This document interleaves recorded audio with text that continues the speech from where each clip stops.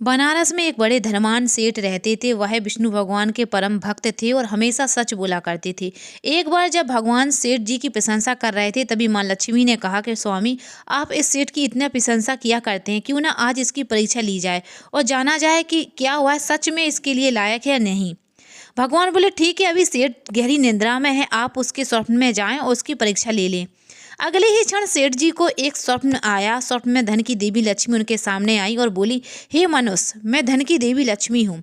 सेठ जी को अपनी आंखों पर यकीन नहीं हुआ और बोले, हे माता, आपने साक्षात अपने दर्शन देकर मेरा जीवन धन्य कर दिया है। बताइए, मैं आपकी क्या सेवा कर सकता हूँ।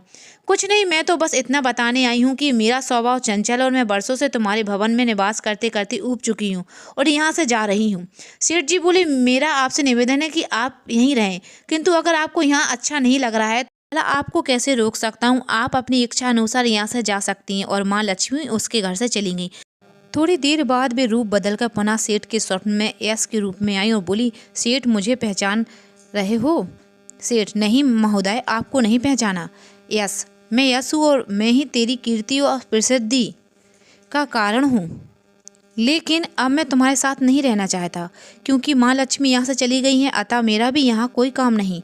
सेठ, ठीक है, यदि आप भी जाना चाहते हो तो वही सही।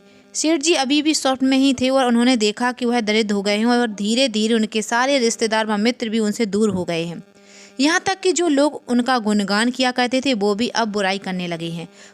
कुछ और समय बीतने पर माँ लक्ष्मी धर्म का रूप धारण करके पुनः सेठ के स्वप्न में आई और बोली, मैं धर्म हूँ माँ लक्ष्मी, और यश के जाने के बाद मैं भी इस दरिद्रता में तुम्हारा साथ नहीं दे सकती, मैं जा रहा हूँ। जैसी आपकी इच्छा, सेठ ने उत्तर दिया और धर्म भी वहाँ से चला गया।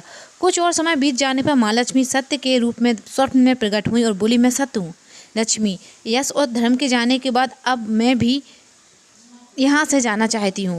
ऐसा सुन सेठ जी ने तुरंत सत्य के पांव पकड़ लिए और बोले, हे महाराज, मैं आपको नहीं जाने दूंगा, भले ही सब मेरा साथ छोड़ दें, मुझे त्याग दे, पर कृपया आप ऐसा मत करिए। सत्य के बिना मैं एक क्षण नहीं रह सकता। यदि आप चले जाएंगे तो मैं तत्काल ही अपने प्राण दे दूंगा। लेकिन तुमने बाकी तीनों को बड़ी आसानी से जाने दिया, उन्हें क्यों नहीं रोका? सत्य ने प्रश्न किया। सेठ जी बोले, मेरे लिए वो तीनों भी बहुत महत्व रखते हैं, लेकिन उन तीनों के बिना मैं भी भगवान के नाम का जाप करते करते उद्देश्यपूर्ण जीवन जी सकता हूँ, परंतु यदि आप चले गए तो मेरे जीवन में झूठ प्रवेश कर जाएगा और मेरी वाणी अशुद्ध हो जाएगी। भला मैं ऐसी वाणी से अपने भगवान की वंदना कैसे कर सकूंगा? मैं तो किसी भी कीमत पर आपके बिना नहीं रह सकता। सेठ जी का उत्तर सुन सत्य प्रसन्न हो गया और उसने कहा, तुम्हारी अटूट भक्ति ने मुझे यहाँ रुकने पर विवश कर दिया और अब मैं यहाँ से कभी नहीं जाऊँगा। और ऐसा कहती हुए सत्य अंतर्ध्यान हो गया। सेठ जी अभी भी निद्रा में थे। थोड़ी देर बाद स्वप्न में धर्म वापस आया और बोला, मैं तुम्हारे पास ही रहूँगा क्योंकि यहाँ सत्य का निवास है।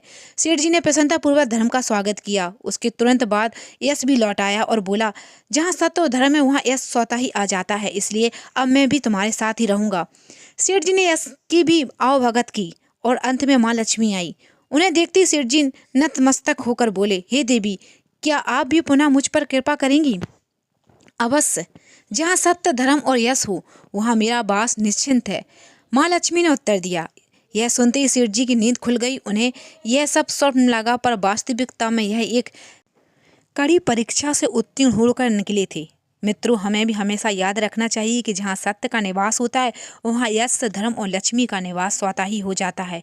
सत्य है तो सिद्धि समृद्धि है।